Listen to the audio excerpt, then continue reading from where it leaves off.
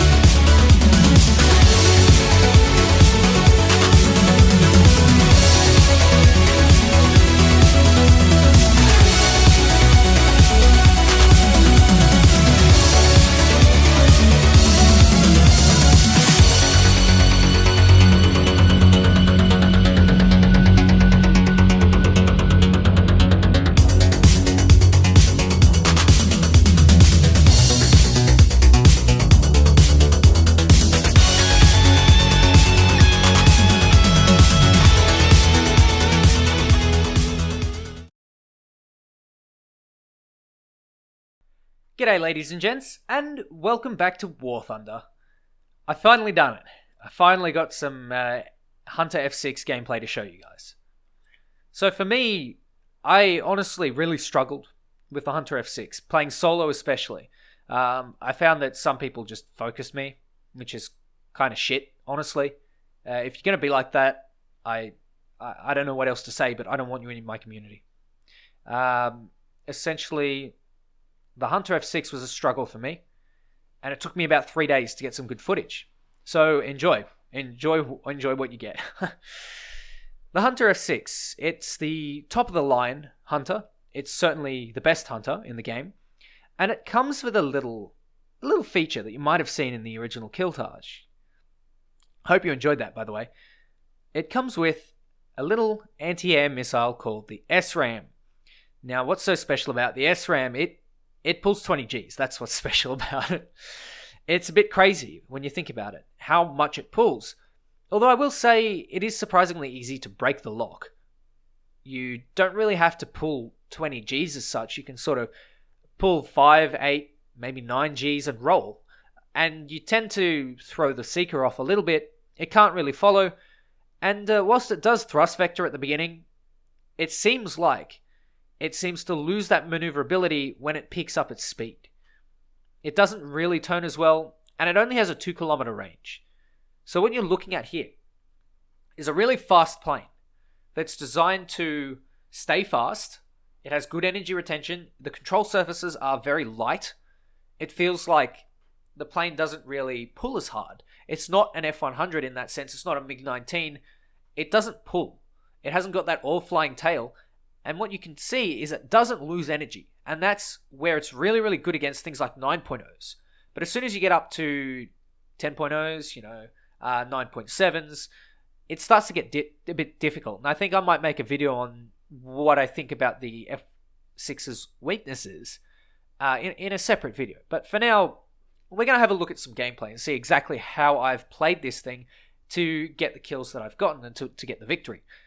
So, I'm doing my rush. Just the normal thing, just a straight MiG alley rush. So, what is the benefit of doing a rush? Essentially, what you're doing is you're picking up as much speed as possible. That's the entire aim of a rush. You pick up speed, and with the Hunter, you don't lose speed. You can see I'm not really bleeding energy, and I'm going up pretty high. I'm tracking a dot through the clouds, and I can see there is what looks like a Hunter, and I'm thinking, where is this guy? Where is this guy? Come on, give me a lock. And I get a lock. Off goes the SRAM. There he goes, and boom. It's glorious. I love it. The SRAMs, they're good for slow-flying targets. And one of the things that you can do is you can combine a rush with an SRAM. So you get nice and close, you come to them from below and from the side where they're not looking, or where the spotting system, loses them out, and you just hit them with a missile. You can do it from 1.5 kilometers out, and you don't even need to waste energy on committing to a turn, which is where I think the Hunter shines. This, for me, is the Hunter's real ace. It's probably the best in that situation, and, I think I like it that way. Although I will say there are certain weaknesses, and it is more of a team plane rather than anything. Off goes the second SRAM, there's a Hunter who's not really keeping his speed, and it hits him too. This is what you use the SRAMs for. They are literally short-range air-to-air missiles. Don't use them for long range. Use them for your, close engagements, where maybe you're not going to get guns on. Maybe he's just out of your range. Maybe you can't flick towards him. So what you do is you load up an SRAM, chuck it in the air, off it goes, gets a nice kill. And that's pretty much how I play my SRAMs as well. Notice here, I'm working as a team very strongly. You can see Xavier and his Hunter is looking for a boy there. And what did I say about the SRAMs being unreliable? You can't always get them to work 100% of the time. And honestly, that's not a terrible thing. If they did, they would be pretty broken. But yeah, it's not too bad. But I'm, focusing on something else. F-35 is coming in, so what do? I pitch the nose up about 5 degrees. I know I have more thrust than him. I have about 4,000 kilograms of kgf of force, kgf of thrust, whereas the F-35 only has about 2,600. And although he's lighter, I know that I'll be able to sort of boost away from him a little bit. And you can see the other F-Saber is sort of chasing him in, and this is where I decide, you know what, I'm going to go in for the kill. I'm going to go smack him now, and looks like the other Saber smacks him before with his plane. So, job well done. Don't really need to bother with that.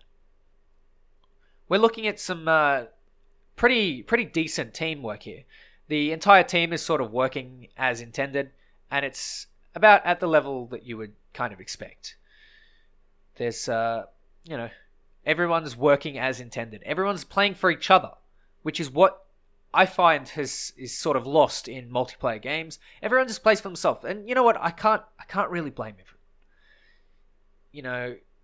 If you expect someone to play for you, then you've got to play for them, and it's not always easy. And there are skill levels involved. The amount of times that you've baited for someone and it hasn't come through, it's crazy. And there goes another SRAM. You can see this Hunter is sort of breaking the lock. And good old Zataris there takes my kill. Bloody bastard. And he takes another one, and we almost have a 3-way collision. Oh, wouldn't that have been fun?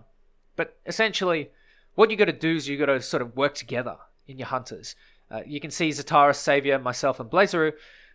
Blaze being the unlucky sod in the F-86K. We're all working for each other. If someone needs help, we go and help them. Because that's a kill for us, and that's a bait, basically. That's potential help that you can get later on when you've got someone behind you. And that's something that I really, really miss with Jets, and that's why I like playing in squads. That's why I joined Eurus. Because I know everyone is pretty decent, and everyone, will help each other, because, that's a kill for them, and that's a kill saved, or it's a death saved for their teammate. Aidens, they're fine. They're good. But one of the things that you've got to realize when you're in a Hunter is that you play for speed. You play for aggression. You can't be on the defensive. The moment you're on the back foot in the Hunter, it's all over. Unless you can speed away from them. And, being a 9.7, one day there's going to be a 10.7 jet added, and it's going to supersede it. We've already seen this with the Hunter F1. No one really plays the Hunter F1 because, it just isn't particularly amazing at anything. The Hunter F6, I would say, is a lot better. It's much better than the F1. And if you get down tiers, it's fantastic. It's honestly just a blast to play with a team. You got to be careful, though. You got to be careful with your maneuvers. You got to make sure you don't get any F100s behind you. And for me, that's the biggest thing with the Hunter F6. So many damn F100s. And I will make a video on why I don't like the weaknesses of the F6. Honestly, if you've got mates and you like playing as a group of friends, this is the plane for you. It's actually a fairly good plane when you're playing with friends, but solo, I wouldn't play it. Honestly, I think there are better planes at 9.7 and better planes at 9.3 and better planes at 10.0 that are just more worth your time, honestly. The Hunter is fun, but it's certainly not the best. Anyway, ladies and gents, thank you very much for watching. Hope you enjoyed. Let me know if you enjoyed the killtage or the little montage at the beginning of the video. Take care, and I'll catch you next time. If you made it to the end of the video, comment below.